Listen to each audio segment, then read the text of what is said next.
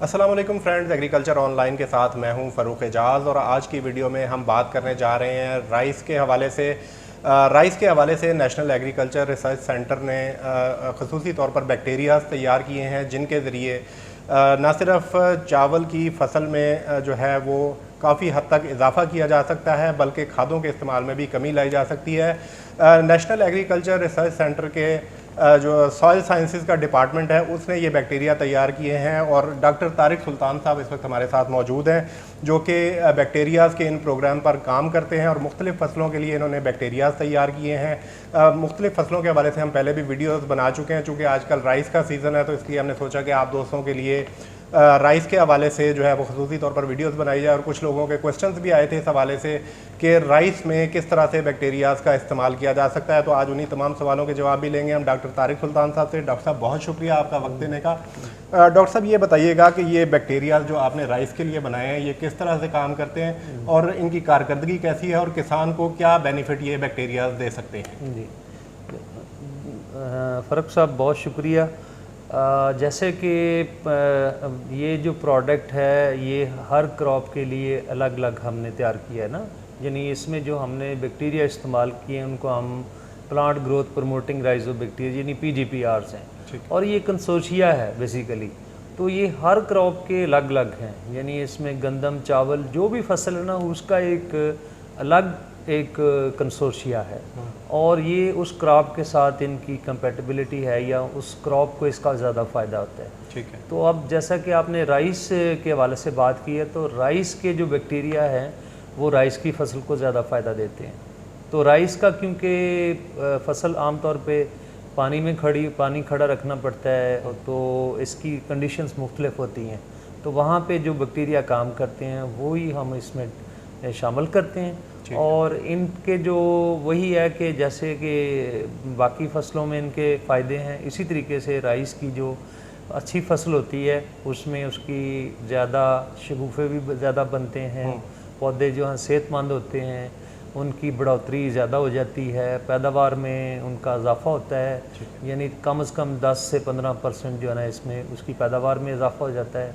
इसके अलावा उसी तरीके से ये बीमारियों में भी रोकने में मदद देते हैं। ठीक है। और इसके अलावा ये जो खुराकी अज्जा की दस्तयाबी में इनका बहुत बड़ा रोल है, यानी कि खुराक फराहम करते हैं ज़मीन से। खुराक फराहम करते हैं, ये खुद खुराक नहीं है, खुराक फराहम करने में इनका बहुत बड़ा रोल है। और ये फिर जड़ों में, क्योंकि ये बहुत सारे खामरे या हार्मोन पैदा करते हैं जिनसे जड़ों के जब हार्मोन पौधे को मिलते हैं तो जड़ें ज़्यादा फैलती हैं, जब जड़ें ज़्यादा फैलेंगी तो वही ज़मीन से खुराक ज़्यादा आती है। ठीक है। डॉक्टर साहब ये बताइएगा कि इनका इस्तेमाल किस तरह से किया जाएगा, क्योंकि चावल का तो हमने देखा कि पहले पनीरी लगाई जाती है, उसके बाद उसकी जो है वो काश्त किया जाता है। दूसरी फसलों में तो हमने देखा कि गंदम में तो बीज को वो लगा दिया जाता था और कपास में भी बीज को और मकई में भी बीज को लगा के सोइंग कर दी जाती है। लेकिन चावल की फसल ऐसी कि जिसमें पहले पनीरी काश्त होती है, क्या ये पनीरी की स्टेज पर इस्तेमाल हो सकता है या बाद में जब आप उसको पनीरी को शिफ्ट करते हैं खेत में तो उस वक्त भी इसको इस्तेमाल किया जा सकता है? जी, बहुत अच्छा सवाल है। तो इसका इस्तेमाल हम दोनों तरीक़ों से करवाते हैं। जब पनीरी लगनी होती है तो इसका जो एक पैकेट है ना हाफ़ KG का, हाफ़ किलो का, ये 30 किलोग्राम सीड के लिए काफ़ी होता है। यानी कि ये जो मेरे हाथ में इस वक्त ये पैकेट है ये हाफ़ KG का और ये 30 किलो सीड के लिए है। सीड के लिए है, यानी 30 किलो सीड को आप पनीरी लगानी जब आपने, तो नर्सरी लगाने के लिए बीज को जब आप पहले उसको वेट करते हैं, गीला करके उसको दब्बू लगा के ताकि वो अंगूर मार जाए ना। ठीक है। तो थोड़ा सा वो जर्मिनेट किया होता सीड होती है, तो उसका आप स्लरी इसका पानी बना के ना, पानी में घोल के उसके ऊपर डाल के वो पनीरी बिजाई कर दी जाती है। ठीक है। तो ये फिर उसके बीज के साथ लग जाते हैं। ठीक है। तो पहली स्टेज तो वो है कि पनीरी के साथ इसको लगा दिया जाए। दूसरा फिर तरीका ये, दूसरा जो स्टेप आता है पनीरी में डॉक्टर साहब यहीं पे मैं पूछना चाहूँगा कि पनीरी में जो है वो इसका क्या इम्पैक्ट आएगा? पनीरी देखें जितनी ज़्यादा उसकी जड़ें अच्छी बनेंगी ना, पनीरी की जो अपरूट करने का जो उसको पनीरी उखाड़ने का वहाँ से हम निकाल के मुंतकिल करते हैं ना खेत में, ठीक है। तो बड़ी आसान, क्योंकि इसकी बड़ी बारीक बारीक जड़ें बनती हैं। ठीक है। तो बड़ी आराम से उसको आप निकाल सकते हैं, यानी कि जड़ों की अच्छी डेवलपमेंट उसी स्टेज पे हो जाती है। ठीक है। उसके बाद फिर दूसरा मरहला है जब आपने पनीरी को मुंतकिल करना है ठीक है। खेत में, तो मुंतकिल करते हुए आपने जब निकालना है तो पनीरी वाली जगह पे अगर पानी खड़ा है तो वहीं पे उस पानी में वो 1 एकड़ की पनीरी के अंदर 2 पैकेट आप उसको डाल के अच्छी तरह मिक्स करके पनीरी उसके अंदर रख दें। या जिस खेत में आपने उसको मुंतकिल करना है चावल की पनीरी को, उसी के कोने में आप थोड़ी सी वाट बनाएं मिट्टी की, उसके अंदर पानी खड़ा करें, उसमें इसको अच्छी तरह मिक्स करके उसके अंदर पनीरी रख दें। तो ज़्यादा बेहतर है कि अगर शाम को आप रखें ताकि रात पूरी पनीरी उसमें पड़ी रहे, या कम से कम 2 घंटे उसमें ज़रूर रखें। ठीक है, 2 घंटे रखेंगे तो ये बैक्टीरिया जड़ों को लग जाते हैं। उसके बाद फिर आप उस पनीरी को मुंतकिल करवा दें तो ये चले जाते हैं उसमें ना। ठीक है। हाँ जी डॉक्टर साहब, यहाँ पर मैं ये पूछना चाहूँगा कि ये 2 तरीके तो आपने बता दिए कि पनीरी में किस तरह से इस्तेमाल करना है, और जब पनीरी को शिफ्ट करना है खेत में तो किस तरह से इस्तेमाल करना है। जिस तरह से दीगर फसलों में हमने देखा कि आप फ्लड का भी मशवरा देते हैं कि पहले पानी के साथ फ्लड भी किया जा सकता है इन बैक्टीरियाज़ को, तो उसमें भी ये अच्छी परफॉर्मेंस दे सकते हैं। तो क्या चावल के सिनेरियो में भी ये है कि इसको फ्लड किया जा सकता है या नहीं? अब पिछले साल हमने कुछ जगहों पे अप्लाई इसको फ्लड करवाया है। ठीक है। तो वहाँ पे भी इसका जो है इफेक्ट आया है।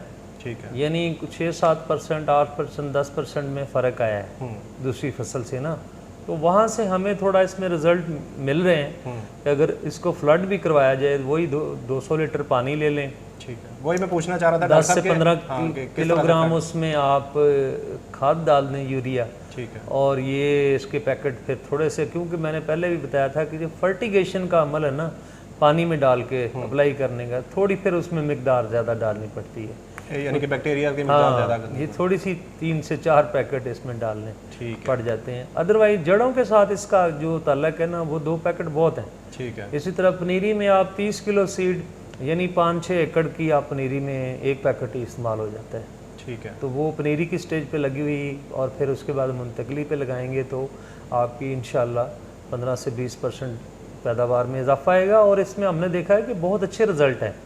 एक तो फसल आपकी गिरती नहीं है, खड़ी रहती है, उसके अंदर जो तने हैं उसमें वो इतनी जान होती है कि वो फसल गिरती कम है, और दाने बड़े जानदार चमकदार होते हैं, हेल्दी होते हैं। ठीक है। और वज़न में भी ज़्यादा होते हैं।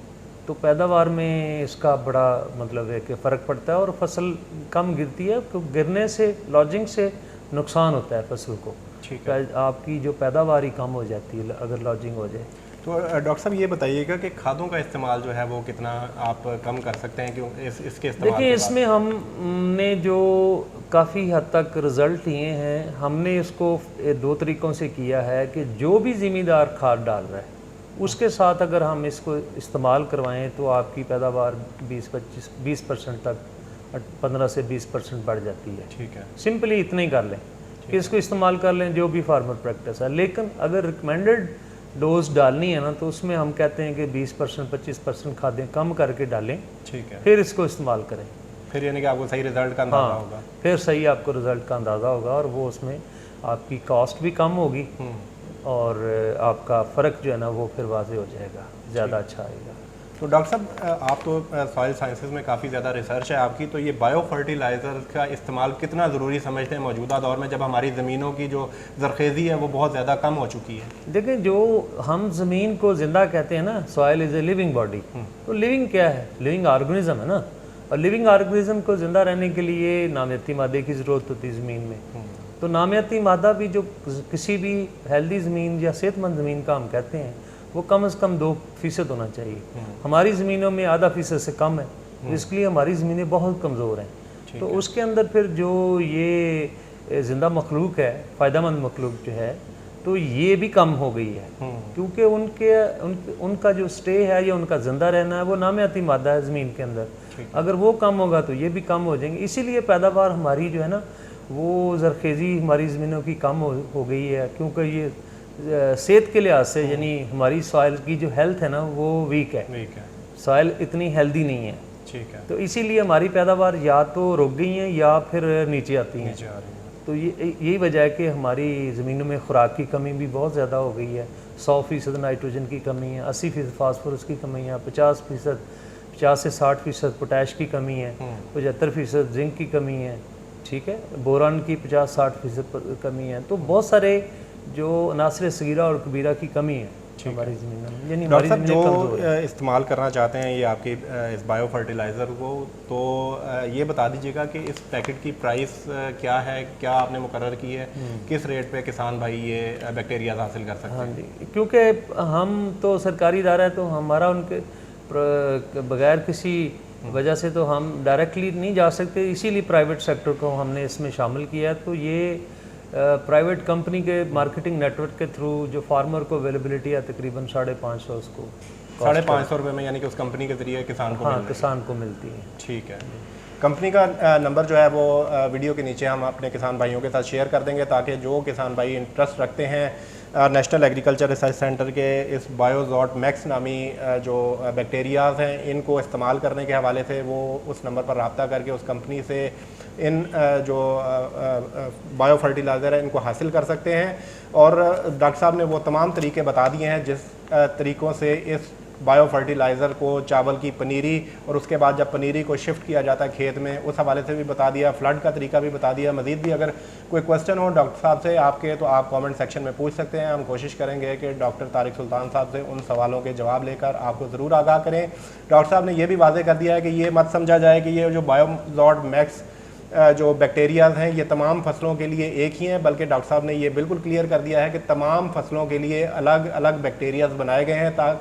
और जो किसान भाई इसको परचेज़ करें वो फसल का बताकर परचेज़ करें, ताकि उन्हें उसी फसल के बैक्टीरिया फराहम किए जा सकें, ताकि वो अपने मतलूबा नताइज जो हैं वो हासिल कर सकें और उनकी फसल बेहतर हो सके। तो इस बात का ख्याल रखना बहुत ज़रूरी है। नेक्स्ट वीडियो तक के लिए इजाज़त दीजिए। अल्लाह हाफ़िज़।